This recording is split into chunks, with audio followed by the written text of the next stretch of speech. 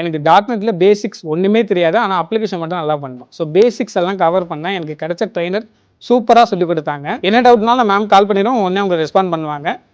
நான் சார்ஜிபிடி கேட்குற மாதிரியும் மேம்கிட்டையும் கேட்டேன், அவங்களும் ரெஸ்பாண்ட் பண்ணாங்க. செகண்ட் ஒன்று, என்னால் இவங்க கொடுத்த பிளேஸ்மெண்ட் ஆப்பர்ச்சுனிட்டியை யூட்டிலைஸ் பண்ணிக்க முடியல. ஆனால் அதுக்கு முன்னாடி அவங்க கொடுத்த நாலேஜ் எனக்கு வேறு இடத்துல பிளேஸ்மெண்ட்டை ரெடி பண்ணி கொடுத்துருச்சு. இடையில ஒரு ரீசெண்டாக ஒரு இன்டர்வியூ வந்துச்சு, போனேன்.